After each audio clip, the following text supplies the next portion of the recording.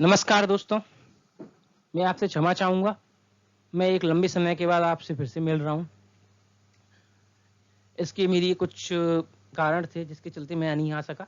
अब हम चलिए अपना स्टार्ट करते हैं। अब हम कंटिन्यूअस रहेंगे। हर हफ्ते हमारी एक वीडियो आएगी जिसमें हम धीरे-धीरे कंप्लीट हिस्ट्री को समाप्त कर देंगे। आज हम इंडस वैली सिविलाइजेशन को समाप्त करते हैं। चलिए, ये आपको चाहे कोई सा भी पेपर दे रहे हैं आप, UPSC, MPPSC, RRB, bank, railway, PO, IBPS, कोई सा भी पेपर हो, प्रत्येक के लिए इंपॉर्टेंट है। चाहे कोई सा भी बच्चा हो वो देख रहा है, इसको देखे।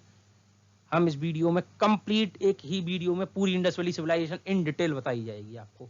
चाहे आप कोई सा भी एग्जाम दें, एमसीक्यू दें, चाहे डिटेलिंग दें, डिस्क्रिप्शन वाला दें, सब में काम आएगी आपके। चलिए स्टार्ट करते हैं। हम सबसे पहले चेक कर लेते हैं, जल्दी जल्दी हम पढ़ेंगे कि हम इसमें क्या क्या पढ़ेंगे। हिस्टोरियन से क्यों कहते हैं, पैरा अर्बनाइजेशन, दूसरा इसके फीचर्स क्या थे। उसके बाद हम देखेंगे साइट्स हैं उनका एरिया मैपिंग करेंगे कहाँ पे हैं, ये आप ध्यान रखना मैपिंग। चलिए मैं आगे आपको फिर से दिखा भी दूंगा, लेकिन फिर भी आप याद रखिएगा। साइट्स की डिटेल देखेंगे, आईबीसी की क्या क्या साइट्स के अंदर मिला है हमको, कहाँ पे क्या क्या मिला है। सोशल लाइफ देखेंगे हम, क्या सामाजिक जीवन कैसा था, राजनीतिक जीवन कैसा था, इनकी व्यापार कैसा था, अर्थव्यवस्था कैसी थी। इसके बाद आर्ट एंड कल्चर कैसा था इनका। उसके बाद देखेंगे क्यों आईबीसी जो शहरीकरण है वो समाप्त हो गया। ठीक है, आर्ट एंड कल्चर वगैरह के बाद हम चलिए स्टार्ट करते हैं। आ जाइए, सबसे पहले हम हिस्टोरियंस से जो बातें कही हैं इनके शहरीकरण के बारे में उसको पढ़ते हैं। चलिए, 3 हिस्टोरियंस हैं। अगर आप हिस्टोरियंस का नाम लेके कहीं भी लिखेंगे ना, तो क्या है, एक एग्जामिनर पे अलग इफेक्ट पड़ता है कि यहाँ पे बच्चे को पता है। वी गार्डन चाइल्ड का क्या कहना है ये पढ़ते हैं सबसे पहले। वी गार्डन चाइल्ड का कहना है कि किसी भी क्षेत्र को हम जब शेयर कहेंगे, जब हम उसमें 10 फीचर्स जो हैं उनमें से अधिकांश फीचरों को पाएंगे। पहला, सघन जनसंख्या होनी चाहिए, बिल्कुल आईबीसी में ये लागू होता है। बड़ी बड़ी इमारतें होनी चाहिए, बिल्कुल लागू होता है, लेकिन पूर्ण रूप से नहीं होता है, आंशिक रूप से होता है।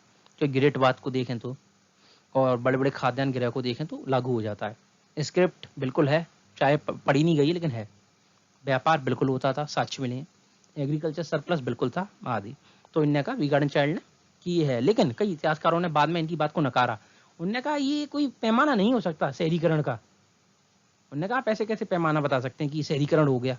हो सकता है किसी क्षेत्र में बड़ी इमारतें ना हो, लेकिन सघन जनसंख्या हो, एग्रीकल्चर हो रहा हो, व्यापार हो रहा हो,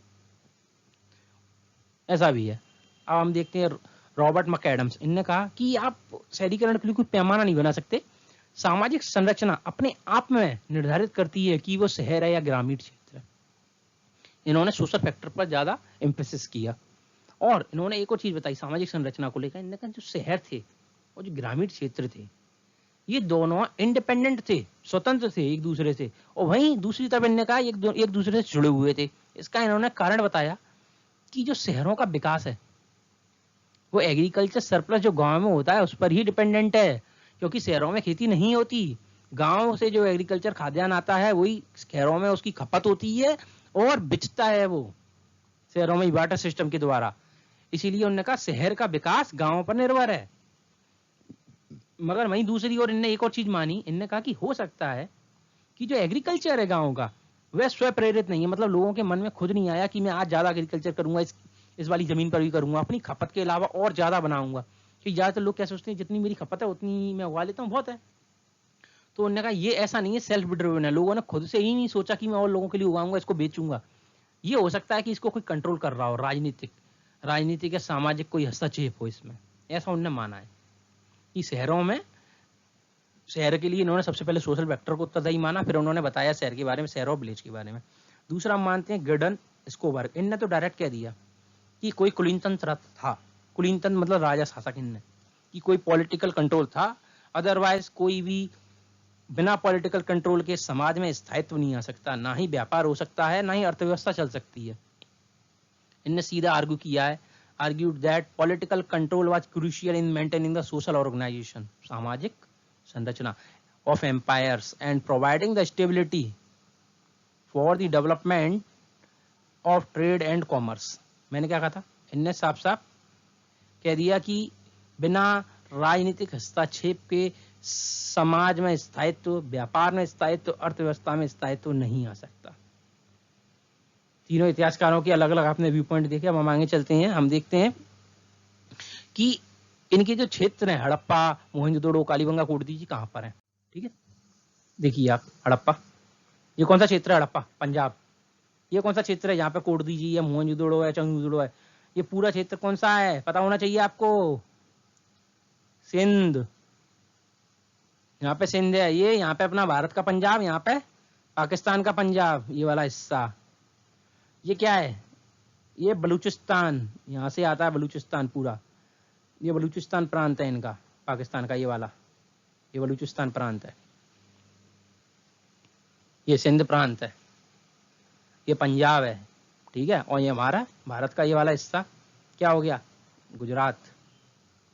ये राजस्थान, ये वाला कालीबंगा राजस्थान में ही आ जाएगा आपका। यहाँ पे हरियाणा, फिर पंजाब, ठीक है।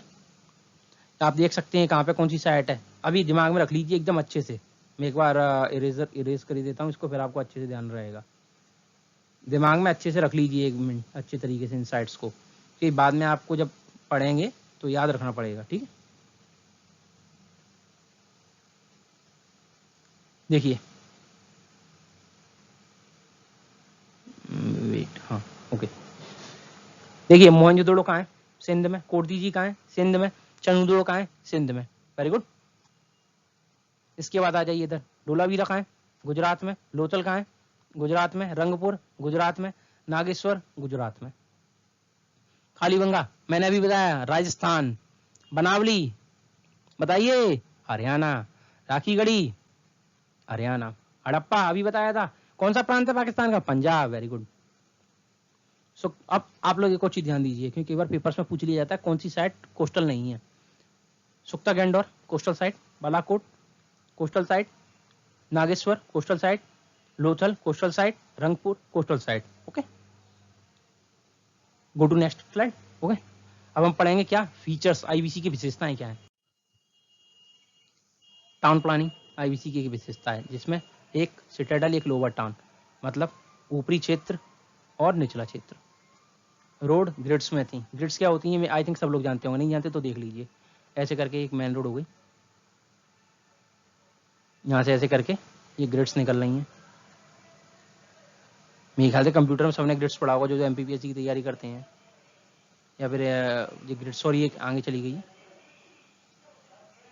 ये देखिए, ये ग्रिड्स हो गई, ये ग्रिड्स ऐसे करके रोड्स निकली हुई हैं, ठीक है।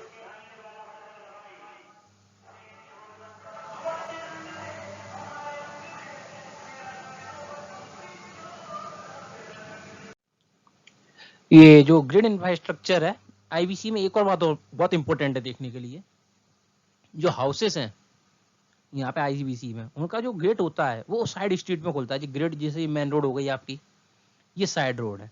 तो यहाँ पर जो घर बने हैं ना, यहाँ पर घर बने हैं, जैसे कि यहाँ पर एक घर हो गया, यहाँ पर एक घर हो गया, तो इनकी जो गेट है वो यहाँ पे खुलेंगे साइड में, इस वाली रोड पे, ठीक है, साइड वाली पे।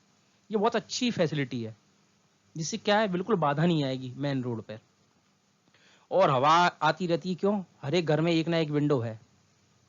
दूसरा, आईबीसी में एक और इम्पोर्टेंट चीज, यहाँ पे स्टैंडर्ड ब्रिक्स का यूज किया गया है हर एक जगह, चाहे आप सुक्ता गैंडोर में देखें, चाहे आप सुरकोथड़ा में देखें, चाहे आप मांडा में देखें, चाहे आप हड़प्पा में देखें, चाहे आप कालीबंगा में देखें, चाहे आप मोहनजोदड़ो में देखें, हर जगह आपको यही ब्रिक्स मिलेगी 4:2:1 की। दूसरी, यहाँ पे सैनिटेशन सिस्टम बहुत अच्छा था, आपको तो पता ही है, वहाँ का सैनिटेशन सिस्टम बहुत अच्छा था। हर एक नाली समय समय पर साफ की जाती थी, हर एक नाली ढकी हुई थी, और जो घर हैं, घर में से भी सारी नालियां जो भी नहाने की निकलती थी, वो एक नाली में जाकर जमा होता रहता था उनका पानी। चाहे जैसे इस घर से निकल के एक नाली गई, इस घर से निकल के एक नाली गई, सभी नालियां इसी नाली पर जाके मिलती थी, तो इस नाली में सारा पानी इकट्ठा होता रहता था गंदा। हर एक घर में बाथरूम था, ठीक है। अब सिटी फोर्टिफाइड थी। फोर्टिफिकेशन का मतलब होता है क्लेबंदी, जैसे करके ये आपका महल है, अब इसको आपने चारों ओर से यहाँ पे क्लेबंदी कर दी, इसे कहते हैं क्लेबंदी, फोर्टिफिकेशन।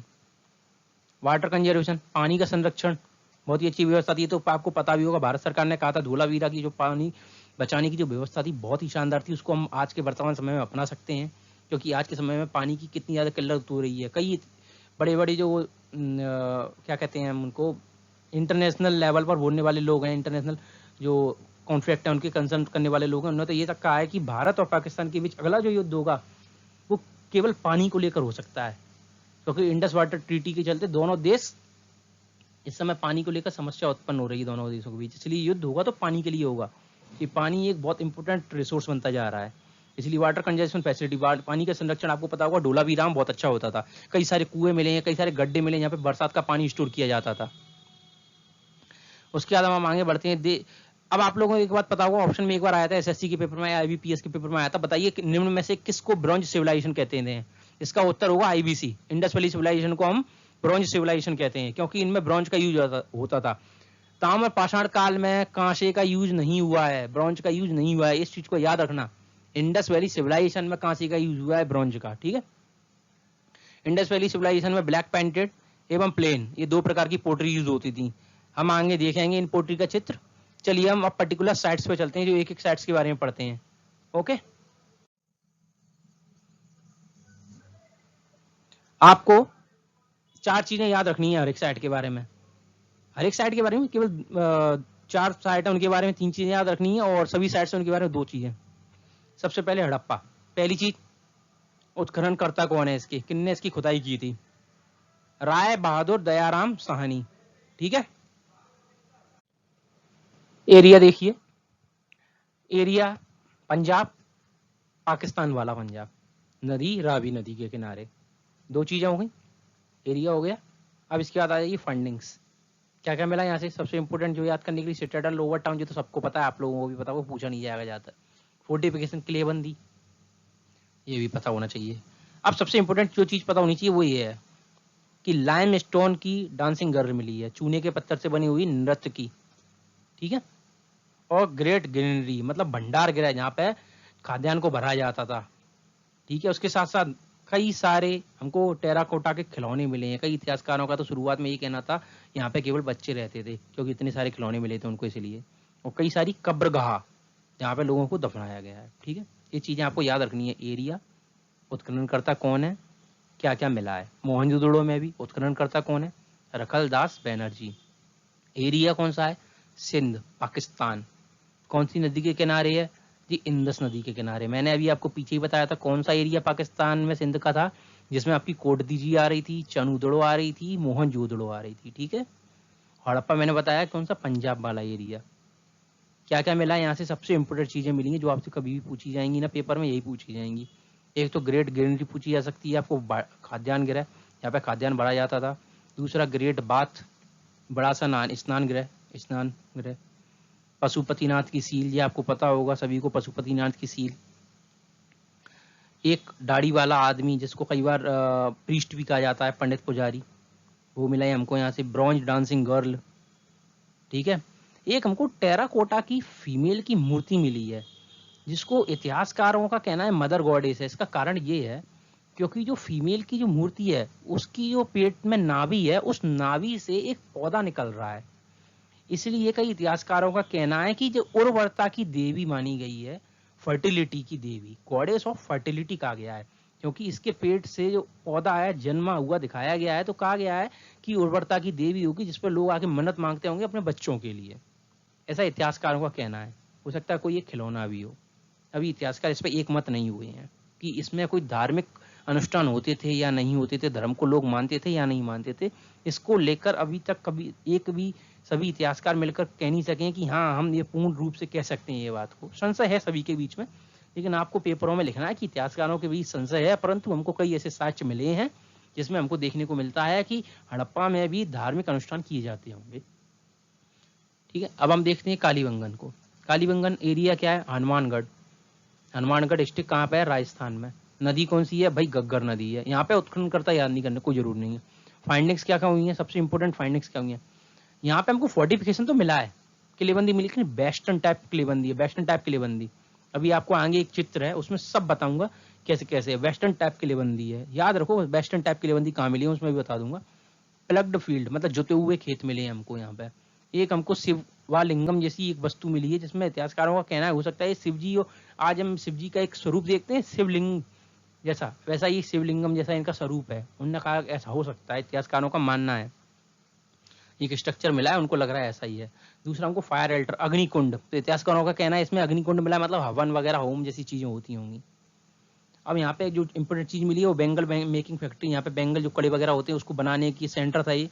कई सारे हमको कब्रगाह मिले हैं। कब्रगाह में कई सारे गुड्स सामान रखे हुए हैं कब्रों के साथ, जो उस व्यक्ति के द्वारा प्रयोग किए गए थे। ऐसे कई सामान जैसे जेवर है उसके, जैसे माला है उसकी, अंगूठी है उसकी, कई सारी ऐसी चीजें।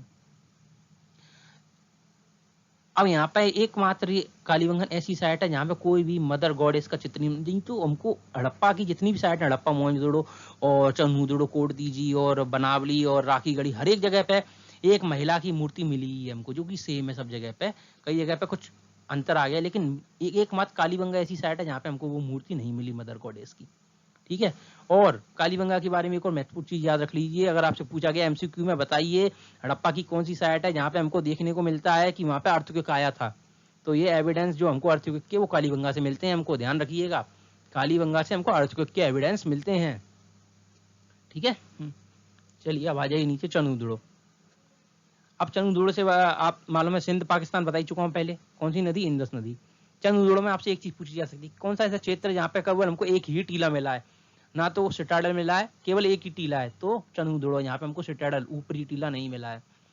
वीड मेकिंग फैक्ट्री जो मनके बनाते थे, मनका बनाने का केंद्र मिला है हमको यहाँ पे। कई सारे क्राफ्ट, जैसे बीड के साथ साथ यहाँ पे कॉपर का भी काम होता था, यहाँ पे इसके साथ साथ आपका बेंगल का भी काम होता था। कई सारी फैक्ट्री मिली है। तो चंदूदड़ो का ऐसा कहा जाता है इतिहासकारों के द्वारा, हो सकता है ये आईबीसी के जो लोग थे उनका एक केंद्र होगा। यहाँ पे सारी औद्योगिक गतिविधियां होती थी, इंडस्ट्रियल सारे काम यहीं पे होते थे, ऐसा कहना है उनका। तो सील मेकिंग सेंटर भी मिला है हमको यहीं पे। और यहाँ पे हमको एक महत्वपूर्ण चीज मिली है, एक मेल डांसर मिला है। अब तक हमको क्या मिल रहा था? Female dancer. चाहे आप यहाँ पे देख लीजिए लाइमस्टोन वाली, चाहे आप यहाँ पे देख लीजिए क्या ना, कहाँ गए, ये ब्रॉन्ज डांसिंग गर्ल, लेकिन यहाँ पे हमको मेल डांसर मिला है स्टोन का, चंदूदड़ो में। चलिए आगे अब आपको दिखाता हूँ मैं सारी चीजें एक बार। देखिए, ये देखिए, ये दिख रहा है, ये क्या है? ये खाद्यान्न गिरह है। इसकी ये दीवारें हैं, ये टूट गई हैं ये दीवारें, नहीं तो ये ऐसे करके ऊपर उठी हुई थी। यहाँ पे भरा जाता था खाद्यान्न। ऐसा ही हमको राखीगढ़ी में भी मिला है, ऐसा ही हमको हड़प्पा में मिला है, ऐसा ही हमको मोहनजोदड़ो में मिला है। ये देखिए, ये ब्रॉन्ज डांसिंग गर्ल। आप इसका स्ट्रक्चर देखिए, उस समय के लोगों ने कितने अच्छे तरीके से इसको बनाया होगा। स्ट्रक्चर देखिए, एक एक भूमिका की, इसके हाथों की देखिए भूमिका, कितनी अच्छी कलाकृति की गई है। इसके हाथ, हैंड, उस समय काल में, समझ रहे हैं, 5000 साल पहले आज। ये देखिए, ये पशुपतिनाथ की सील। पेपर में कई बार ये पूछा जाता है, निम्न में से कौन सा जानवर पशुपतिनाथ की सील में नहीं है? आप लोगों को पता होना चाहिए कौन सा जानवर नहीं है, बताइए। ये कौन है? ये बाघ। ये कौन है? बुल। ये एलिफेंट। ये इतिहासकारों का इसमें संशय है, उनका कहना है या तो ये बारहसिंगा है या फिर बकरे हैं दो। ठीक है, याद रखिएगा इनको। आ जाइए, मैंने आपको बताया था वेस्टर्न फोर्टिफिकेशन। तो वेस्टर्न फोर्टिफिकेशन क्या होता है? फोर्टिफिकेशन एक ऐसा भी होता है, सादा कर देते ऐसे करके, सीधी लाइन खींच दी, हो गया फोर्टिफिकेशन। वेस्टर्न फोर्टिफिकेशन होता है यहाँ पे, इस पे देखिए किनारी पे कुछ कुछ चीजें निकली हैं एक्स्ट्रा, जैसे यहाँ पे किनारी पे कुछ चीजें एक्स्ट्रा निकली हैं, ऐसे यहाँ पे किनारी पे कुछ चीजें निकली हैं एक्स्ट्रा, निकली हैं, इसे कहते हैं वेस्टर्न फोर्टिफिकेशन। ठीक है। एक मैंने आपको बताया था बीयर्ड मैन, दाढ़ी वाला आदमी जो मोहनजोदड़ो में मिला, वो ये है, एक शॉल ओढ़े हुए हैं, ये देखिए। इससे हमको यहाँ के कल्चर की पता चलती है कि लोग पुरुष ऊपर हो सकता है शॉल ओढ़ते हो डिजाइनदार। और ये कई सारी सील मिली जिनका व्यापार में प्रयोग होता था। एक सील, ये देखिए, इस पर बुल बना हुआ है, ये देखिए यूनिकॉर्न बना हुआ है, हाथी बना हुआ है, इस पर भी बुल बना हुआ है, ये लोग बने हुए हैं, एक बाघ है बगल में, ऐसी सील है। ठीक है, अब आगे बढ़ते हैं, हम अन्य साइट्स के बारे में जानकारी लेते हैं। लोथल, इसके उत्खननकर्ता कौन है? रंगनाथ राव। मैंने आपसे कहा था कुछ साइट्स में हमको उत्खननकर्ता देखने होंगे, लोथल में, इसके बाद हमको धोलावीरा, बस जी टोटल 4 साइट में हमको उत्खननकर्ता देखने, और किसी में ज्यादा देखने की जरूरत है नहीं। ओके, देखते हैं क्षेत्र गल्फ ऑफ कैम्बे, गुजरात। नदी कौन सी है? भोगबो नदी। किसकी ट्रिब्यूटरी है? साबरमती नदी की। मैंने ये आपको इसलिए बताया आप याद रख सकें, ज्यादातर आपको इंपोर्टेंट यही है, भोगबो नदी। ठीक है, या तो भोगबा है या भोगबो है, हर जगह अलग अलग नाम लिखे हैं। कई बुक्स में लिख के दे दिया है भोगबो, हो सकता है उनकी बुक की मिस्टेक हो, आई डोंट नो, बट कई जगह पर भोगबा भी लिखा है। अब आप लोग पेपर में ध्यान रखना, भोगबो भोगबा कौन सी नदी आ जाती है आपको टिक करना है। ठीक है, फाइंडिंग्स देखिए, सिटाडेल लोअर टाउन, ये आप लिख सकते हैं। इसके साथ साथ यहाँ पे हमको जो सिटी है वो मल्टीपल डिवाइडेशन मिला है उस सिटी में हमको। ठीक है, आप एक चीज आप देखिए इधर, जो सबसे महत्वपूर्ण चीज मिली ये रही, कपल बरियल, महिला और पुरुष दोनों को एक साथ दफनाया गया है।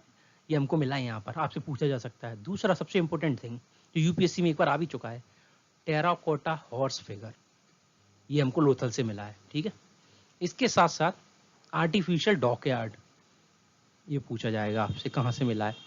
और यहाँ पे जो फोर्टिफिकेशन है, ऐसा कहना है कई इतिहासकारों का, वो फोर्टिफिकेशन इसलिए बनाया होगा जिससे जो बाढ़ है उससे बचाव किया जा सके। दूसरा, पर्शिया की सील मिली है हमको यहाँ से, पर्शिया की सील। तो इतिहासकारों का ये कहना है कि अगर पर्शिया की सील यहाँ पे मिली है, इसका मतलब है इनका व्यापार अंतर्राष्ट्रीय स्तर पर भी होता था, पर्शिया के साथ, इजिप्ट के साथ, मेसोपोटामिया के साथ, इराक के साथ, तुर्कमेनिस्तान के साथ आदि। अब बात करते हैं राखी गढ़ी। राखी गढ़ी एरिया हिसार हरियाणा। कौन सी नदी? घग्गर नदी। अब फाइंडिंग्स देख लीजिए, यहाँ पे हमको रेड एंड पिंक पोट्री, मैंने आपको पीछे बताया था, red and black painted pottery. Red pottery कैसे बनी है? रेड क्ले से, इसलिए वो प्लेन पोट्री, उसमें कोई भी चित्रकारी नहीं की। जबकि ब्लैक वाली पोट्री में क्या चित्रकारी की गई है? ब्लैक पेंटेड, पेंटेड मतलब चित्रकारी, ब्लैक पेंटेड पोट्री। टेराकोटा के फिगर मिले हमको यहाँ पे। दूसरा, एनिमल हस्बेंड्री, पशुपालन देखने को मिला है यहाँ पे। एक क्षेत्र में कई सारे पशु बांधे गए थे। अभी जांचा कैसे जाता है यहाँ पे पशुपालन हुआ होगा?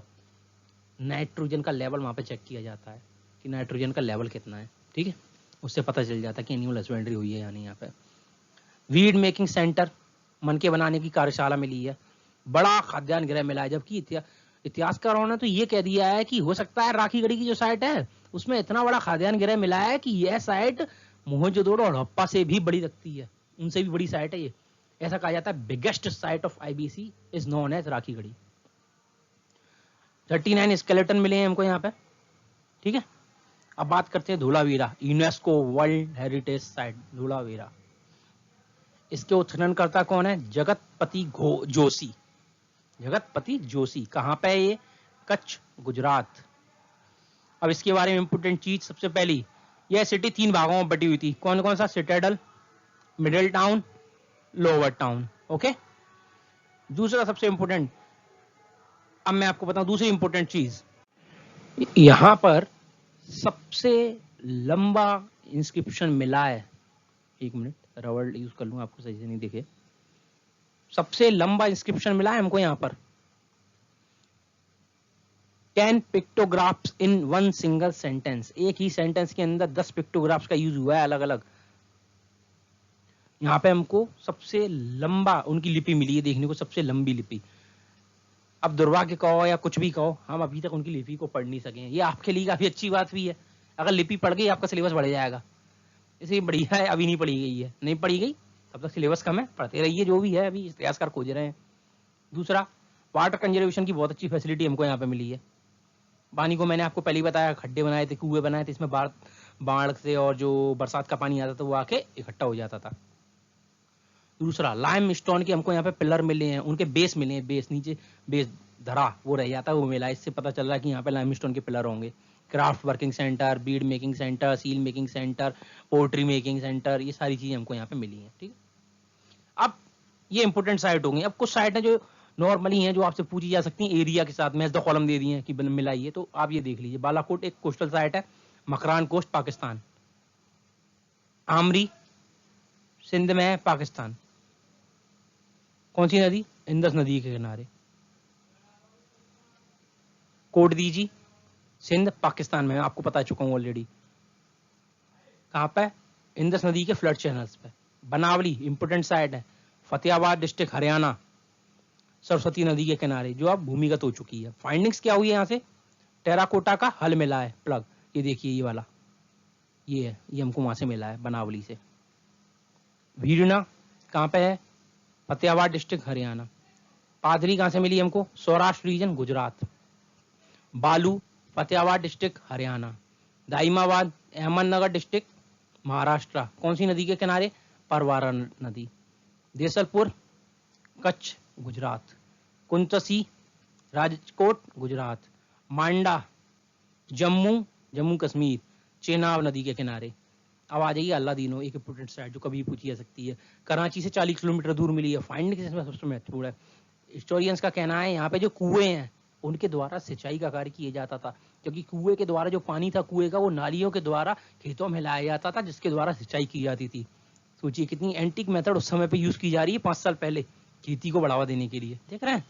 चलिए अब हम आगे देखते हैं जो जो आपको जहाँ पे चीजें मिली हैं उनको चित्र के रूप में देख लेते हैं। इससे क्या है, माइंड में हमेशा मैप बन जाता है चित्र, हाँ भैया ऐसा हुआ। ये देखिए मैंने आपको अभी बताया था ग्रिड में, ये देखिए मेन सड़क, आप लोग देखिए अच्छे मेन सड़क, आगे ये घर से बने हुए घर, देखिए बीच में एक ये सड़क निकली है यहाँ से, ये देखिए ये अंदर घुसने के लिए, आगे जाके एक और सड़क है, ऐसे करके ग्रिड्स में सड़क निकली हुई है, ठीक है। और ये मेन सड़क हो गई आपकी। ये देखिए ये क्या है, ये कौन सा क्षेत्र, मैंने आपको डॉकयार्ड कहाँ पे बताया था, याद कीजिए, लोथल में बताया था। लोथल में डॉकयार्ड है, यहाँ पे सिर्फ आके रुकते हैं, अपना सामान भरते हैं, फिर जाते हैं।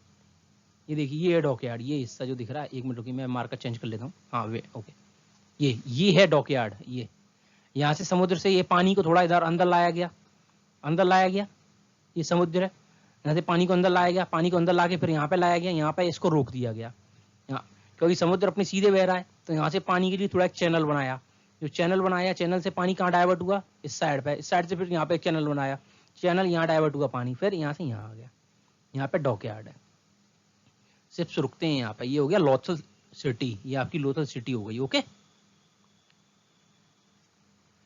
तो अब हम देख सकते हैं, आप लोग अच्छे से देखिए, ये लोथल सिटी हो गई।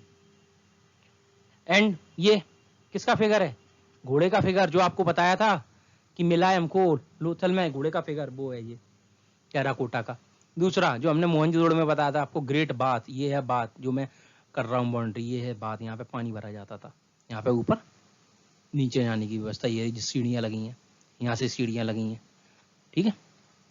ये देखिए जी धोलावीरा में अगर आप जाएंगे गुजरात में, वहाँ पे ये म्यूजियम में ये सारी सील्स आपको रखी मिल जाएंगी, ये म्यूजियम में सारी की सारी सील्स आपको रखी मिल जाएंगी, ये सील्स जो हड़प्पा में यूज होती थी व्यापार के लिए, ये सारी सील्स आपको वहाँ पे रखी मिल जाएंगी, ओके। नेक्स्ट हम बढ़ते हैं अब कि यहाँ पे जो लोगों का सामाजिक जीवन था वो कैसा था, उसके बारे में पढ़ते हैं और बढ़ते हैं, okay. Social life of IVC people, so let's start. So first point कि जो भूमि का स्वामित्व था वह क्या था, सामूहिक था, मतलब सामाजिक था, किसी भी एक व्यक्ति की भूमि नहीं थी, अभी कोई ऐसा इंडिविजुअलिज्म वाला जो थॉट था अभी आया नहीं था, लैंड ओनरशिप सभी की मिलकर थी, पूरे ग्राम की थी, पूरे क्षेत्र की थी, सभी लोगों की थी, ठीक है। दूसरा क्लास डिवीजन हमको इसमें देखने को मिल जाता है सोसाइटी में, कैसे कुछ अमीर लोग सिटाडेल में रहते थे और जो कुछ छोटे लोग थे वो लोअर टाउन में रहते थे, कुछ बड़े घर मिले हैं, कुछ छोटे घर मिले हैं, तो इतिहासकारों का कहना होता है अमीर लोग बड़े घरों में रहते होंगे, वो गरीब लोग छोटे घरों में रहते होंगे। दूसरा कुछ घर ईंटों से बने हैं पक्की हुई, कुछ घर मिट्टी के बने हैं, तो इतिहासकारों का कहना है कि अमीर लोग होंगे उनके घर मिट्टी के बने होंगे, वो सॉरी ईंटों के बने होंगे, गरीबों के मड के बने होंगे, मिट्टी के। तो इतिहासकारों ने इस आधार पर उन्होंने बताया कि क्लास डिवीजन हो सकता है इस क्षेत्र में, हड़प्पा वाली आईवीसी के क्षेत्र में। दूसरा उन्होंने बताया महिलाओं की कंडीशन बहुत अच्छी थी, उन्होंने कहा बहुत शानदार थी महिलाओं की कंडीशन, किसी भी तरीके से हम नहीं कह सकते बेकार थी, क्योंकि महिलाएं लहंगा पहनती थी, महिलाएं मतलब उन्होंने ये नहीं बताया मैं लहंगा पहनती थी इसलिए अच्छी थी, उन्होंने कहा महिलाएं कंडीशन अच्छी थी और क्या पहनती थी वो बताया उन्होंने, क्योंकि मूर्तियों में हमको देखने को मिला, आप देखते हैं ये एक फीमेल की स्कल्पचर है, फीमेल स्कल्पचर है, आप इसको देख सकते हैं साइड में अपने, ठीक है। देखिए महिलाएं क्या करती थी, लहंगा पहनती थी, महिलाएं कई प्रकार की ज्वेलरीज पहनती थी, आप देख सकते हैं ज्वेलरीज में, एक मिनट ब्लैक मार्कर ले लूँ इस बच्चे, देखिए one jewellery, another jewellery, another jewellery, कई प्रकार की ज्वेलरीज पहनती थी। उसके साथ साथ नेकलेस मैंने बता दिया ज्वेलरी में क्या क्या सच है, नेकलेस, बीट का, मनकों का नेकलेस आदि। उसके साथ साथ महिलाएं चोटियां करती थी कई प्रकार की, ब्रेड्स का मतलब होता है चोटियां, कई प्रकार की चोटियां करती थी महिलाएं, ये देख सकते हैं आप, ये चोटी इसमें दिख नहीं रही क्योंकि ऊपर एक कपड़ा लपेटा हुआ है, वही लिखा है, ये अपने माथे के ऊपर रैप, एक कपड़े को लपेटे रखती थी अपने सिर के ऊपर, ये देखिए ये कपड़ा लपेटा हुआ है, ये कपड़ा लपेटे हुए हैं, ठीक है। अब इसके बाद आ जाते हैं हम मेल के बारे में कि पुरुष क्या करते थे। हमको जो पुरुष की कई सारी जो क्या नाम है स्कल्पचर मिली हैं, मूर्तियां मिली हैं, वो नग्न अवस्था में मिली हैं हमको, ज्यादातर जो मूर्तियां मिली हैं पुरुष की नग्न अवस्था में है, लेकिन फिर भी इतिहासकारों का कहना है कि हो सकता है वो जो कपड़े पहनते हैं वो एक साड़ी नुमा, जो धोती चलती है आजकल आप लोग देखते होंगे ग्रामीण क्षेत्रों के बूढ़े बुजुर्ग को, आपने देखा होगा कई बार मूवीज में देखे होंगे धोती पहनते थे, तो उनने कहा इतिहासकारों ने हो सकता है वो नीचे की तरफ धोती पहनते होंगे और ऊपर कोई शॉल ओढ़ते होंगे, ऊपर शॉल ओढ़ते होंगे, उनने ऐसा कहा है इतिहासकारों ने अपना अनुमान लगा के, क्योंकि इसका अनुमान उन्होंने कैसे लगाया ये देखिए आप अपनी साइड इमेज में, साइड इमेज में देखिए ये क्या है, नग्न अवस्था में है पूरी, रेड स्टोन से बनी हुई मूर्ति। दूसरा बगल में बाबा जी, ये क्या है, बाबा जी क्या पहने हैं, ये क्या है, शॉल है, ये शॉल, ये देख रही है, ये शॉल ओढ़े हुए हैं, शॉल। इसीलिए इतिहासकारों का कहना है कि हो सकता है कि ऊपर की तरफ शॉल ओढ़ते हैं और नीचे की तरफ धोती नुमा कोई चीज पहनते हैं। ठीक है, चलिए अब हम आ जाते हैं। अब इनने क्या बताया है, ज्यादातर जो पुरुष के हमको स्कल्पचर मिले हैं उसमें पुरुष हमको कैसे मिले, खुंडे मिले हैं। इतिहासकारों का कहना है खुंडे थे वो, ज्यादातर हमको जो भी स्कल्पचर मिले उसमें पुरुष खुंडे हैं। लेकिन उनका कहना है कई बार कई ऐसे हमको स्कल्पचर मिले हैं जहां पर पुरुष ने अपने सिर के ऊपर कुछ बांधा हुआ है, नहीं तो अधिकांश जो भी हमको मिले हैं उनमें खुंडे हैं वो। ठीक है, उनका कुछ बांधा भी हुआ है। और ज्यादातर पुरुषों की दाढ़ियां हैं, ज्यादातर पुरुषों की दाढ़ियां हैं। आप लोग इस चीज को ध्यान रख लें, यहाँ पे लिखा जरूर नहीं है लेकिन आप लोग इसको याद रखें। अधिकांश जो भी हमको स्कल्पचर मिले हैं, मूर्तियां मिली हैं, उनमें पुरुषों की दाढ़ियां हैं, दाढ़ी। ठीक है, अब देख लिए एग्रीकल्चर इनका सबसे मेन क्या था, स्टे था, सबसे पूर्ण रूप से इनका आधार जो था अर्थव्यवस्था का, इनका भोजन का सब कुछ एग्रीकल्चर था। परंतु साथ में ये सप्लीमेंट्री के रूप में सप्लीमेंटेड एनिमल हस्बेंड्री, पशुपालन भी किया करते थे, हंटिंग भी किया करते थे। उसके साथ साथ जो लोग कोस्टल एरियाज में रहते थे, यहाँ पे नदियों के बगल में रहते थे, वो उन रिसोर्सेज का भी यूज करते थे, जिसमें मछली, केकड़ा वगैरह भी आ जाते हैं। ओके, देन कई हिस्टोरियंस, अब हमके रिलीजियस मैटर्स के बारे में बात करते हैं। कई हिस्टोरियंस का कहना है कि जो पशुपतिनाथ की जो सील है, और कालीबंगा में जो हमको लिंगम मिला है, शिवालिंगम, तो इनने इसको आज के जो शिव भगवान है उससे जोड़ के देखा है कि हो सकता है उस समय भी इनकी पूजा होती हो। और वहीं दूसरे कई इतिहासकारों का कहना है कि नहीं, पुरुष देवता थे ज्यादा, महिला देवता का यहाँ पर रोल ज्यादा था। क्योंकि उन्होंने कहा प्रत्येक क्षेत्र में, केवल एक्सेप्शन क्या है, कालीबंगा है, कालीबंगा को छोड़कर प्रत्येक क्षेत्र में हमको मदर गॉडेस की मूर्ति मिली है। और यहाँ तक कि मोहनजोदड़ो में जो हमको मदर गॉडेस मिली है वो ये रही, ये रही, आप देखिए ये रही, ये जो मोहनजोदड़ो में मिली है। उन्होंने कहा ये मोहनजोदड़ो जो हमको मदर गॉडेस मिली हैं, जो हर जगह मदर गॉडेस मिलती हैं, सॉरी, ये हर जगह जो मदर गॉडेस मिलती हैं वो यही हैं, जो मोहनजोदड़ो वाली नहीं है, जो मोहनजोदड़ो में बताई है, जिनके पेट से एक पौधा निकल रहा है। तो उन्होंने कहा ये फर्टिलिटी की देवी, और हर जगह महिला की मूर्ति मिली है, इसका मतलब वो फर्टिलिटी की देवी मानी जाती है। पुरुष से ज्यादा महत्व महिला देवताओं को दिया गया है, ऐसा कहना है कई इतिहासकारों का। दूसरा वही इतिहासकारों का ये भी कहना है कि जो फायर ऑल्टर्स हमको मिले हैं, अग्निकुंड, उनमें हवन होता था। और चौथा उनको जो साक्ष्य मिला है वो ये कहना है उनका कि कई जगह पे हमको कई सारी कब्रें मिली हैं। ठीक है, इन कब्रों में हमको कब्र के साथ सामान भी मिला है। तो इसका मतलब ये लोग जो जीवन है उसको मृत्यु के बाद भी मानते हैं कि हाँ, व्यक्ति कहीं गया है, वहां पे अपना जीवन वहन करेगा, इसके लिए तो उसका सामान रखा है उसके साथ। तो इतिहासकारों का इन सारे साक्ष्यों को लेते हुए उनका कहना है कि हो सकता है यहाँ पर रिलीजियस मैटर चलते हो, ऑपरेशन होते हो, यहाँ पर कई सारे लोग कई सारे धर्मों को मानते हो, एक ही धर्म होगा, कई सारे देवताओं को मानते हो। जिसमें आप लोग लिख सकते हैं, अगर पेपर में आ गया, क्या क्या पॉइंट लिख सकते हैं। पहला, पशुपतिनाथ सील। दूसरा, मदर गॉडेस जो हमको मोहनजोदड़ो में मिली है, इसके पेट से पौधा निकल रहा है। तीसरा, प्रत्येक क्षेत्र में हमको एक मदर गॉडेस मिली है। चौथा, फायर ऑल्टर जिसको हम कहेंगे अग्निकुंड। पांचवा, ये दाढ़ी वाले जो बाबा हैं, इनके बारे में लिख सकते हैं कि हो सकता है एक प्रीस्ट भी होता हो जो कि सारे काम करवाता हो पूजन के। पांचवा। छठवा, हमको ग्रेप्स मिली हैं, सभी में ग्रेप्स कुछ मिले हैं, छठवा ये हो गया। तो ऐसे करके आप 6 पॉइंट लिख सकते हैं कभी भी अगर आपसे पूछा जाता है तो। Okay, so go to next slide. Next slide, political view, very important, political view. Okay, सभी हिस्टोरियंस ने अपने अलग अलग व्यू पॉइंट दिए हैं, व्यू पॉइंट दिए हैं पॉलिटिकल नैरेटिव को लेकर। हम देखते हैं, और जो मैंने रेड रेड कर रखा है वो इनका जो पॉइंट है, उनका वो क्रक्स है। ठीक है, अगर आपको जल्दी पढ़ना है तो क्रक्स पढ़ लीजिए। स्टुअर्ट पेगट ने क्या दिया है कि सबसे ज्यादा सेंट्रलाइज व्यवस्था थी, इसलिए मैंने सेंट्रलाइज गवर्नमेंट रेड एडिट कर रखा है। 2 कैपिटल थी, एक थी हड़प्पा, एक थी मोहनजोदड़ो। उन्होंने कहा इसको कुछ जो निरंकुश पुजारी थे वो उस पर शासन कर रहे थे, उनका ये कहना है। और इनने इसको कैपिटल क्यों बनाया, उन्होंने कहा दोनों जगह हमको बड़े बड़े पैलेसेस मिले हैं, दोनों जगह हमको बड़े बड़े वो भंडार गृह मिले हैं, दोनों जगह समान ईंटें मिली हैं, आदि इस तरीके की चीजें बताई, क्योंकि ये दोनों कैपिटल हैं। दूसरा, वही वॉल्टर ए फेयर सर्विस। उनने कहा नहीं, उनने इनकी बात को नहीं माना कि आप कह रहे हो सेंट्रलाइज व्यवस्था। उन्होंने कहा नहीं, उन्होंने कहा रूरल एडमिनिस्ट्रेशन है, ग्रामीण शासन को उन्होंने महत्वपूर्ण माना है। किसने? वॉल्टर ए फेयर सर्विस ने। उन्होंने कहा जो यहाँ पे हमको ना तो वो मिला है, क्या नाम है, पुजारियों वाला राजा, ना ही यहाँ पे हमको गुलाम मिले हैं, ना ही यहाँ पे हमको स्टैंडिंग आर्मी के कोई साक्ष्य मिले हैं, ना ही हमको यहाँ पे कोई न्यायालय मिली है। इसलिए ये कहना कि ये सेंट्रलाइज व्यवस्था थी जिसमें प्रीस्ट शासन कर रहे थे, नहीं, ऐसा उनने इसलिए नहीं माना क्योंकि उनने चारों चीजों के साक्ष्य दे दिए कि ना तो हमको प्रीस्ट किंग मिला, ना ही हमको गुलाम मिले, ना ही हमको कोई स्टैंडिंग आर्मी मिली, स्थायी सेना खड़ी रहे, ना ही हमको कोई न्यायालय मिला, इसलिए हम इसको ऐसा नहीं मान सकते हैं। हाँ, लेकिन हम ये जरूर कह सकते हैं मोहनजोदड़ो एक सेरेमोनियल सेंटर होगा, मतलब रिलीजियस सेंटर, जहाँ पे जो धर्म कर्म के सारे काम किए जाते होंगे, और ना कि कोई एडमिनिस्ट्रेटिव सेंटर है ये। और उन्होंने कहा हड़प्पन सिविलाइजेशन जो कंट्रोल होती थी रूरल एडमिनिस्ट्रेशन, मैंने पहले बता दिया, इन्होंने रूरल एडमिनिस्ट्रेशन पर ज्यादा फोकस किया है। ग्रामीण प्रशासन, आज का पंचायती राज है, वही ग्रामीण प्रशासन, इस पर इन्होंने ज्यादा फोकस किया है। वोल्टर अफेयर सर्विस, इनकी बात को नकार दिया उन्होंने कि नहीं, ऐसा कोई ऑटोक्रेटिक प्रीस्ट नहीं था। तीसरा, एससी मलिक। एससी मलिक ने कहा कि इनने भी इनकी बात को नकार दिया। एससी मलिक ने नहीं, सेंट्रलाइज व्यवस्था तो हो ही नहीं सकती, उन्हें साफ मना कर दिया। नहीं, उन्होंने कहा इसका सबसे बड़ा कारण, इनने सच क्या दिए, इनने कहा ना तो कोई बड़ी बिल्डिंग है, आप जो बता रहे हैं ग्रेट बात, वो एक है गिनती का, ना तो वो हमको कालीगंगा में मिला है, ना ही हमको हड़प्पा में मिला है, केवल एक जगह पे मिला है। तो आप ये जो कहना कि बड़ी बिल्डिंग्स है, ये नहीं, उनने मानने से मना कर दिया। नहीं, ऐसा नहीं हो सकता है। एक बिल्डिंग के आधार पर हम पूरी जो क्षेत्र है उसको हम राजाओं के आधार पर नहीं देख सकते कि वो सेंट्रलाइज व्यवस्था थी। दूसरा, इनने कहा सुप्रीम कोर्ट, उनने कहा आपने कहा है पशुपति सुप्रीम कोर्ट है, जबकि उनकी सीलें हमको हर जगह मिली ही नहीं है। मदर गॉडेस एक बार को अगर आप कहते तो भी मान लेते, उनने कहा नहीं, सुप्रीम कोर्ट कोई था ही नहीं इनका, क्योंकि एक जगह पे मदर गॉडेस मिली ही नहीं है हमको, और कई जगह पर मदर गॉडेस कचड़े में भी मिली है। तो लोगों का कहना हो सकता है खिलौना हो, इसलिए उन्होंने उनको भी मानने से मना कर दिया कि नहीं, कोई सुप्रीम कोर्ट नहीं था।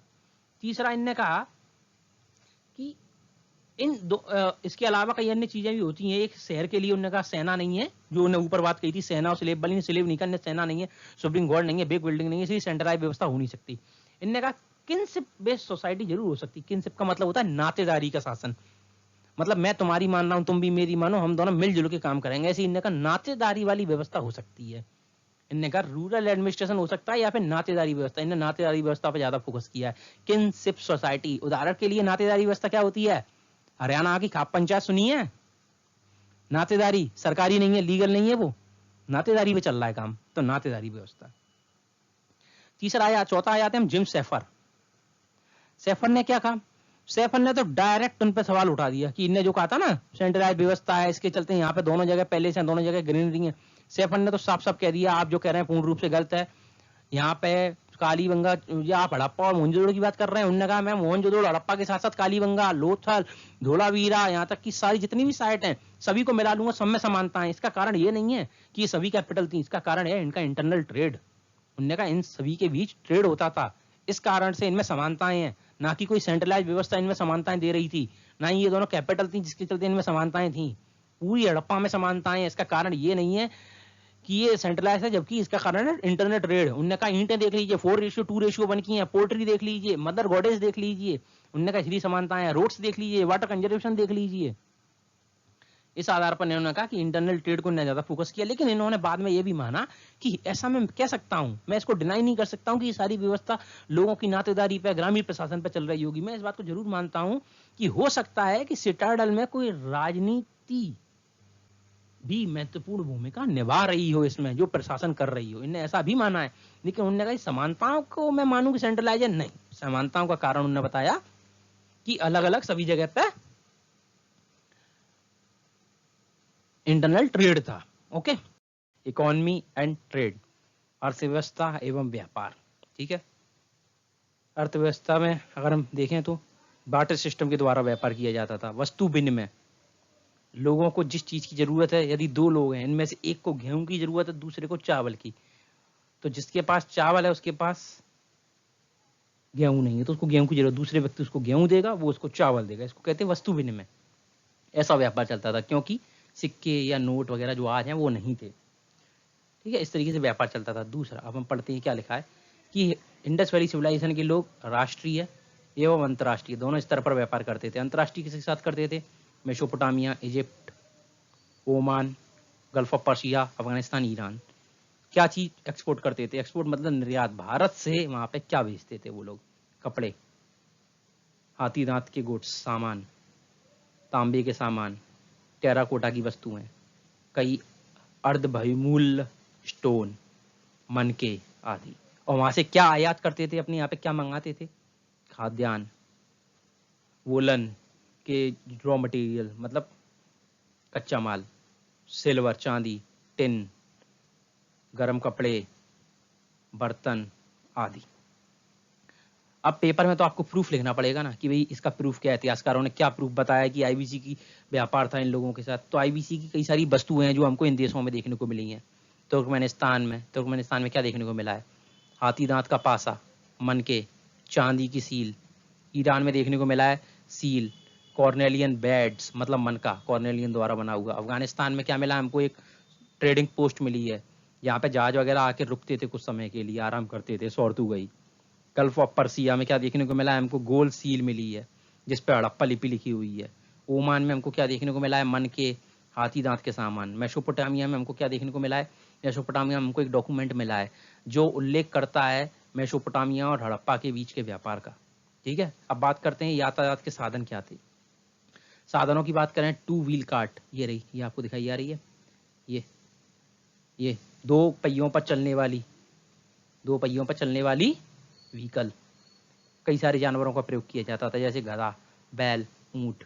इसके साथ साथ जहाजों का प्रयोग किया जाता है, जो हमको लोथल में एक टेराकोटा का जहाज देखने को मिला, जिससे पता चलता है कि जो इनका जो भारी व्यापार होता था वो जहाजों से होता था। समुद्र के द्वारा भी ये लोग व्यापार करते थे, ऐसा नहीं है कि केवल ये लोग जमीनी स्तर पर व्यापार कर रहे हो। ठीक है, अब हम आगे बढ़ते हैं, आगे हम पढ़ेंगे इनके ट्रेड रूट्स वगैरह के बारे में। ठीक है, आ जाइए, सबसे पहले पढ़ते हैं इंटरनल ट्रेड। आंतरिक व्यापार क्या होता था? मैंने अभी आपको अंतर्राष्ट्रीय स्तर पर व्यापार बता दिया, अब आंतरिक व्यापार बताता हूँ। रोहिणी प्लेटू पर क्या मिलता है? चूना पत्थर। राजस्थान में क्या मिलता है? कॉपर। हरियाणा में टिन। कर्नाटका में KGF रॉकी वाई गोल्ड। गुजरात में अर्ध बहुमूल्य पत्थर। तो इन चीजों का आवागमन होता था पूरे IBC में। अगर टिन चाहिए तो कई बार अफगानिस्तान से भी आता था, लेकिन कई बार यहाँ से भी जाता था टिन। राजस्थान से कॉपर आता था, इस तरीके से आवागमन चलता था। अब बात करते हैं आंतरिक व्यापार के रूट क्या थे। एक रूट था सिंध से गुजरात का, एक रूट था इंडस प्लेन से लेकर राजस्थान तक का, एक रूट था पूर्वी पंजाब से राजस्थान तक का, एक रूट था तटीय सिंध से लेकर ऊपरी सिंध का। दिख रहा होगा आपको, तटीय सिंध से लेकर ऊपरी सिंध का। ठीक है, अब बात करते हैं हम कि अंतर्राष्ट्रीय व्यापार के क्या रूट अपनाए जाते थे। अंतर्राष्ट्रीय व्यापार के रूट क्या थे? नॉर्दर्न रूट क्या था? उत्तरी अफगानिस्तान से लेकर ईरान, ईरान से तुर्कमेनिस्तान, तुर्कमेनिस्तान से मेसोपोटामिया। सदर्न रूट क्या था? दक्षिण वाला, जलालाबाद से निसार, निसार से सूसा, सूसा से उर। अब देखते हैं हम इसको मैप में, इस रूट को। ठीक है, दोनों रूट को। सबसे पहले ये देखिए क्या है? हड़प्पा। यहाँ पे क्या है? अफगानिस्तान। अफगानिस्तान से कहाँ पहुंचे? तुर्कमेनिस्तान। तुर्कमेनिस्तान से कहाँ पहुंचे? ईरान। ईरान से कहाँ पहुंचे? मेसोपोटामिया। मेसोपोटामिया वर्तमान में कहाँ है? बगदाद, इराक में, यहाँ पे। ठीक है, अब बात करते हैं सदन। जलालाबाद, जलालाबाद, निसार, सूसा, सूसा और कहाँ है? और ये रहा। एक मिनट रुको, मैं रबर से थोड़ा इसको वो कर दूं, एक बार मिटा दूं जी। ओके, ये रहा और, दिख रहा है और, ये है और सूसा कहाँ है? सूसा ये रहा। तो यहाँ से सूसा से और हड़प्पा, यहाँ से लेकर मोहनजोदड़ो से लेकर ऐसे व्यापार जाता था ऐसे। ओके, अब बात करते हैं कोस्टल पोर्ट। लोथल, बालाकोट, सुख्तागेंडोर, धोलावीरा, कुंतसी। आपको लोथल पता है गुजरात में, बालाकोट आपको पता है पाकिस्तान का कौन से हिस्से में? पाकिस्तान के यहाँ पे है, ये यहाँ पे है बालाकोट। सुख्तागेंडोर आपको पता है, मैंने अभी आपको बताया था, अफगानिस्तान की एक क्या है? पोस्ट है हमारी, ट्रेडिंग पोस्ट। धोलावीरा कहाँ है? कुंतसी कहाँ? दोनों गुजरात में है। ठीक है, अब कई इतिहासकारों का कहना है हड़प्पा का इतना बड़ा व्यापार होता था, इंडस वैली सिविलाइजेशन का काफी अच्छा व्यापार था। तो ये व्यापार ऐसा नहीं हो सकता चिथड़ा विथड़ा हो, मतलब इधर उधर। ये एक संगठित व्यापार था, इसको संगठित किया था कुछ व्यापारियों ने, कुछ व्यापारियों का एक ग्रुप बन गया था, बिजनेस ग्रुप, उसके द्वारा व्यापार किया जाता था, इसीलिए संगठित व्यापार था। और आप देख सकते हैं समुद्र के द्वारा कैसे व्यापार हो रहा है। ये रहा लोथल, लोथल से यहाँ से शिप निकल के जाती है, या तो ऐसे जाती है, कई बार सीधी पहुंच जाती नहीं, कई बार क्या होता है, एक मिनट ब्लैक वाला वो ग्रीन ले लूँ, उससे आपको अच्छे समझ में। कई बार ऐसा होता है यहाँ से शिप निकली, ये शिप गई यहाँ पे, फिर यहाँ से यहाँ, फिर यहाँ, ऐसे ऐसे यहाँ पे पहुँचती है। ओके, नेक्स्ट स्लाइड पे चलते हैं अपन। देखिए आर्ट एंड कल्चर। अब ये थोड़ा लंबा पड़ेगा, आप लोग अच्छे से बैठिए, मैं अच्छे से पढ़ाता हूँ आर्ट एंड कल्चर को, काफ़ी लंबा है, इनमें काफ़ी कलाकृतियाँ की हैं। सबसे पहले हम पढ़ते हैं स्टोन आर्ट। 2 पुरुषों के हमको स्टैचू मिले हैं जो कि स्टोन के बने। एक तो ब्रीडेड मैन, दाढ़ी वाले बाबा, ये रहे ये। दूसरा मैंने आपको पीछे नी के साथ एक और फोटो दिखाया था जिसमें नग्न अवस्था में हरी चट्टान के द्वारा एक पुरुष बना हुआ था नग्न अवस्था में, वो है, उसको कहते हैं टॉर्सो। टॉर्सो का, या फिर आप डायरेक्ट पेपर में लिखे आओ, लाल पत्थर से, लाल या लाल चट्टान से बनी एक पुरुष की आकृति, ऐसी हमको देखें। ठीक है, ये हम स्टोन आर्ट कहेंगे। सोचिए उस समय काल में कैसी कलाकृतियां निकाली होंगी, ना छैनी था, ना हथौड़ा था, लोहा था नहीं, फिर भी निकाल दी उनने। तो इसीलिए इसको काफी महत्वपूर्ण माना जाता है। ब्रॉन्ज आर्ट, ब्रॉन्ज आर्ट तो आपको पता है डांसिंग गर्ल मिली है हमको। अब सबसे ज्यादा महत्वपूर्ण ब्रॉन्ज आर्ट के लिए ये है कि बनाई कैसे होगी। तो इसके लिए इन्होंने यूज किया था लॉस्ट वैक्स टेक्निक का। इसके द्वारा ये इन्होंने केवल डांसिंग गर्ल नहीं बनाई, इसके द्वारा इन्होंने डांसिंग गर्ल तो बनाई, उसके साथ एलिफेंट, बोल, कई और चीजें। ये देखिए बोल, ये वही बोल है जो उसी से बनाया, ब्रॉन्ज से। कैसे बनाया ये देखिए, मैं आपको हिंदी में बताता हूँ। ये लिखिए पूरी टेक्निक, इंग्लिश में वो तो मैं आपको हिंदी में अच्छे से समझा देता हूँ। क्या करते हैं वो लोग, वैक्स क्या होता है, मोम होता है। मोम जब अगर मोमबत्ती जलाते हैं पिघल जाती है मोम, तो मोम का इनने क्या किया, इनने पहले एक कलाकृति बना ली, जो भी इनको बनाना है, चाहे वो लड़की बनानी है चाहे बैल बनाना है, इनने मोम का बना लिया। उसके ऊपर मिट्टी लपेट देते थे, मिट्टी पूरा मिट्टी से कवर कर देते। जब वो मिट्टी सूख जाती, सूखने से पहले उसमें थोड़ा छेद कर देते, तो मिट्टी जब सूख जाती फिर उसको पकाया जाता, जलाते तो पकती थी। क्या होता था, अंदर जो वैक्स होता था वो गर्म होकर गल जाता था, और गलने के बाद उस छेद से उसको बाहर निकाल दिया जाता था। इससे क्या हुआ, अंदर मिट्टी पक गई, उसके साथ साथ सांचा बन गया एक। तो वैक्स तो गल गई, अब सांचा बन गया। वो सांचा बन गया, उसमें ब्रॉन्ज डाल दिया गला हुआ, और तांबा डाल दिया, कई बार मिक्स करके टीन का बना दिया, वो डाल दिया मिक्स करके। तो क्या बन के आ गया हमारे पास, वो कलाकृति बन के आ गई, क्योंकि अंदर सांचा था। वो सांचा बनाते थे इस तरीके से लॉर्ड टेक्निक के द्वारा, और फिर उस सांचे में डालकर ये वस्तुएं बना लेते थे। ये हो गई ब्रॉन्ज आर्ट इनकी। अब बात करते हैं पोएट्री। पोएट्री मैंने आपको पहले ही बताया है, दो प्रकार की पोएट्री महत्वपूर्ण है, एक ब्लैक पेंटेड पोएट्री, एक प्लेन पोएट्री। प्लेन पोएट्री काय की बनती है, रेड किले की, जनरली मेड बाय रेड किले की बनती है। हमको अलग अलग डिफरेंट साइजेस की मिली है, डिफरेंट टाइप की मिली है, डिफरेंट साइड्स। देखते हैं अब, ये देखिए, ये है ब्लैक पेंटेड पोएट्री। ये पेंट किया गया है ब्लैक पेंट, पूरा ही देख सकते हैं, ये बैल बनाया है black paint, black paint poetry है। और ये देखिए रेड क्ले से बनाई गई पोएट्री है, ये रही, ये वाली पोएट्री रेड क्ले से बनाई गई है। ओके, आप लोग चित्र को अपने दिमाग में रख लीजिए, क्योंकि साइज आप देखिए कई डिफरेंट डिफरेंट साइज का यूज हो रहा है इसमें। चित्रों को अपने दिमाग में रखेंगे ना, इससे क्या रहेगा, ये याद रहेगा ज्यादा लंबे समय तक। Okay, so next slide, seal art. Seal में आपको डायरेक्ट बताता हूँ, इतना पढ़ने की जरूरत नहीं है, मैं सीधा बताऊँ।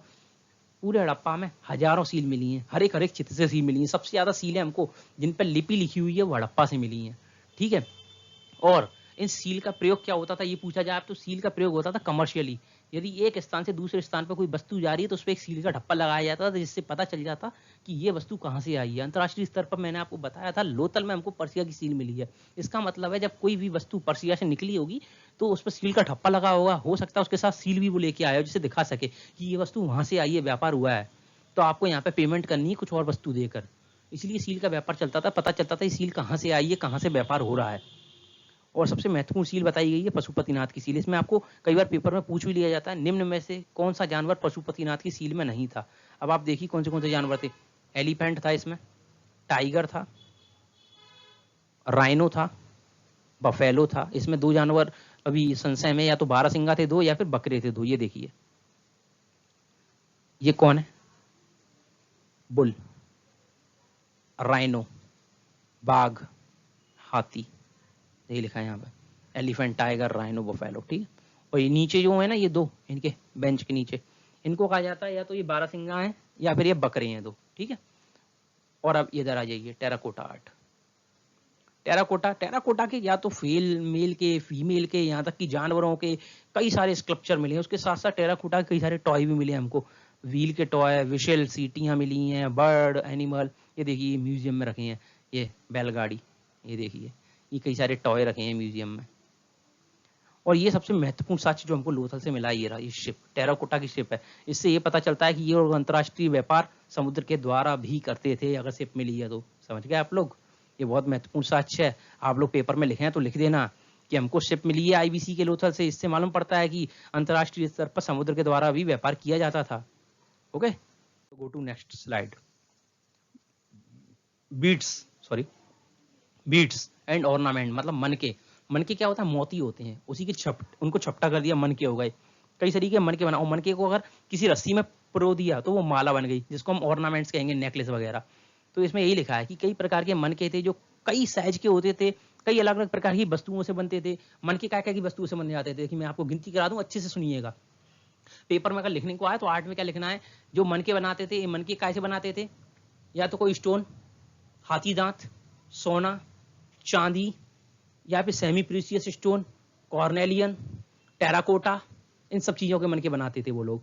और इन मनकों को रस्सियों में पिरोकर ऑर्नामेंट्स बनाते थे, जैसे हाथ का ब्रेसलेट, नेकलेस, लंबे वाले नेकलेस, इस तरीके की चीजें बनाते थे। और इनका प्रयोग महिला एवं पुरुष दोनों करते थे, महिला एवं पुरुष दोनों ही इनका प्रयोग करते थे।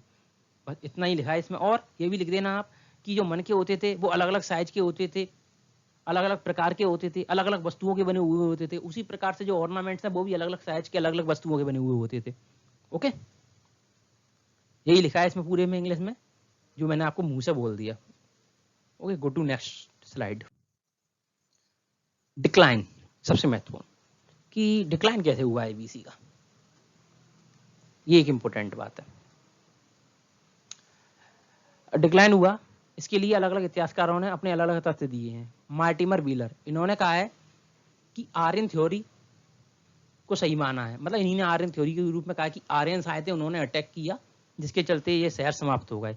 इसका इन्होंने प्रूफ क्या दिया, इन्होंने कहा कि ऋग्वेद में लिखा है कि शहरों के ऊपर आक्रमण किया गया था। उसी को इन्होंने बताया कि जो शहरों के ऊपर आक्रमण की चर्चा हो रही है वो आर्यों के द्वारा इंडस वैली सिविलाइजेशन के जो शहर है उनके ऊपर आक्रमण की चर्चा है, ये इन्होंने कहा है। और ऋग्वेद में ऐसा लिखा है, इसलिए उन्होंने सच बता दिया। लेकिन कई अधिकांश इतिहासकारों ने इनकी इस बात को नकारा है। उन्होंने कहा कि आप जो आक्रमण की बात कर रहे हैं, तो आक्रमण तो एक प्रकार से एक बार हुआ, तो एक बार आक्रमण करने से संपूर्ण शहर कैसे समाप्त हो सकते हैं? हो सकता है एक शहर पे आक्रमण किया वो शहर समाप्त हो जाएगा, मगर दूसरे शहर तो बचे रहेंगे। इनकी बात को नकार दिया इतिहासकारों ने, अधिकांश इतिहासकारों ने नकार दिया। फिर आर सहानी और जॉर्ज एफ डेल्स ने थ्योरी दी कि हमको मोहनजोदड़ो में हमने जब जांच की तो वहां पे हमको नदी की जो तलछट होती है, नदी अपने साथ कई सारे पत्थर कंकड़ वगैरह लेके आती है, उसको तलछट कहते हैं। जब चलती है तो वहां पे छोड़ती हुई चली जाती है। तो इस प्रकार की जो तलछट है नदियों की, उसकी एक से अधिक परतें मिली हैं देखने को। तो उन्होंने अनुमान लगाया कि हो सकता है कि यहाँ पर बाढ़ आई है इंडस नदी के द्वारा, जिसके चलते ये शहर उस बाढ़ में समा गए और वहां पे सर्वाइव नहीं कर सके, जिसके चलते समाप्त हो गए। अब तीसरे जो हमारे एम.आर. मुगल इतिहासकार, इन्होंने कहा कि ये जो शहर समाप्त हुए इसका एक बड़ा कारण है पानी की कमी। उन्होंने कहा पानी की कमी ऐसे हो गई कि कई सारी नदियां भूमिगत हो गई, जिनमें से एक का नाम है सरस्वती नदी, जो भूमिगत हो गई। और कई नदियां प्लेट विवर्तनिकी के चलते, प्लेट टेक्टोनिक्स के चलते, जिससे भूकंप वगैरह आते, प्लेट टेक्टोनिक्स के चलते उन नदियों ने, कुछ नदियों ने अपना मार्ग बदल लिया। इनका उदाहरण उसने उन्होंने दिया यमुना नदी और सतलज नदी। ये दोनों नदियां पहले घग्गर नदी में जाके मिलती थी, उनका ये कहना है। लेकिन बाद में इन्होंने अपना जो मार्ग है बदल लिया, यमुना जाके गंगा में मिलने लगी और सतलज जाके इंडस में मिलने लगी। उन्होंने कहा दो नदियों ने अपना मार्ग बदल लिया और कई नदियों ने भूमिगत हो गई, जैसे सरस्वती नदी, इसके चलते पानी की किल्लत हो गई और शहर धीमे धीमे समाप्त होने लगे। वहीं वॉल्टर ए फेयर सर्विस का कहना है कि यहाँ पे जो मवेशी थे उनकी जनसंख्या और मानव की जनसंख्या बढ़ने लगी, जिसके चलते यहाँ का पर्यावरण और यहाँ के जो प्राकृतिक संसाधन थे उन पर जोर पड़ने लगा, उनका शोषण होने लगा, जिसके चलते अकाल जैसी स्थिति उत्पन्न होने लगी, सूखे जैसी स्थिति उत्पन्न होने लगी, जिसके चलते धीरे धीरे ये शहर ग्रामीण क्षेत्रों में परिवर्तित होने लगे और समाप्त होने लगे। तो अगर मार्टिमर व्हीलर को अगर हम छोड़ दें, अकेले मार्टिमर व्हीलर को छोड़ दें और इन तीन इतिहासकारों को देखें, केवल इन तीन इतिहासकारों को देखें मार्टिमर व्हीलर को छोड़कर, तो इनने कहा है कि ग्रेजुअली शहर समाप्त हुए, धीरे धीरे। ऐसा नहीं है एक बार में एक काम हो गया और शहर समाप्त हो गए। तीनों इतिहासकारों ने कहा धीरे धीरे ग्रेजुअली शहर समाप्त हुए। भाई मार्टिमर व्हीलर ने कहा है कि एक साथ अटैक हुआ, शहर समाप्त हो गए, इसलिए इनकी थ्योरी को ज्यादातर माना नहीं जाता। अब आप ये थ्योरी देख ली, कई बार नई नई रिसर्च हो रही है, उसमें नई नई बातें सामने आती हैं। ओके, सो यहाँ पे आपका इंडस वैली सिविलाइजेशन समाप्त हो जाता है। मैं आपको बता दूं, इंडस वैली सिविलाइजेशन में जैसे ही ये समाप्त हुआ, मैं जैसे ही एंशिएंट इंडिया समाप्त करूंगा, मैं आपके लिए 1000 एमसीक्यू लेके आने वाला हूं, जिसमें मैं आपके पूरी जितने भी यूपीएससी में, एमपीपीएससी में, IBPS, railway, DFCCIL, RRB, SSC, जहां भी जितने भी एमसीक्यू आए हैं उन सबको मिक्सअप करके और कई सारे अन्य एमसीक्यू बना के भी आपके लिए डालूंगा, जिससे आप लोग पेपर में एक भी एमसीक्यू आपका छूटना नहीं चाहिए। इंडस वैली सिविलाइजेशन से सारे एमसीक्यू सही होंगे अगर आप उस वीडियो को देखेंगे। उन वीडियो में मैं डालूंगा एक से एक एमसीक्यू एक्सप्लेनेशन के साथ, ज्यादा लंबा एक्सप्लेनेशन नहीं, जो आपके लिए जरूरी है केवल वही डालूंगा और आप करके आएंगे, मुझे पूरा विश्वास है। एक एमसीक्यू वहां से बाहर नहीं आने वाला, पूरा एंशिएंट इंडिया में से। एंशिएंट इंडिया पूरा आपके लिए आएगा, मेरी तरफ से पूरी वीडियो बनेंगी, आप चिंता मत करिए। यहाँ से लेकर अब सीधा पहुंचूंगा महाजनपद वगैरह, ऋग्वेद, उत्तरवेद, मौर्यकाल, महाजनपद का मौर्यकाल का उत्तर मौर्य, सातवाहन और नीचे दक्षिण चोर, चेल, पांड्यन, फिर वहां से अपन पहुंचेंगे सीधा इक्ष्वाकु पांड्या के बाद अपन सीधा पहुंचेंगे यहाँ पे गुप्ता के बाद बाकाटका के बाद अपन सीधा पहुंचेंगे कहाँ पे, हर्षवर्धन तक अपना करेंगे पूरा। फिर उसके बाद आ जाता है अर्ली मेडावल एज, जिसको अपन मेडावल में पूरा पढ़ेंगे, गुर्जर प्रतिहार वगैरह, पालवन, त्रिगुण संघर्ष, उसको अपन मेडावल में पढ़ेंगे, लेकिन अपन एंशिएंट तक पूरा करेंगे। और फिर उसके बाद एमसीक्यू बनाएंगे अपन 1000, जिसमें से एक भी क्वेश्चन बाहर नहीं जाने वाला। आप लोग चिंता मत करिए, बेफिक्र रहिए। बस आप लोग मेरे चैनल को सब्सक्राइब कीजिए, लाइक कीजिए, शेयर कीजिए, मेरी वीडियो को जितना हो सके उतना करिए और मेरे साथ सदैव जुड़े रहिए। मैं आपको बेफिक्र रहिए, आपके पेपर एक ना एक पेपर जरूर निकलेगा गवर्नमेंट का, आप चिंता मत कीजिए, मेरे साथ जुड़े रहिए। धन्यवाद, बहुत बहुत धन्यवाद।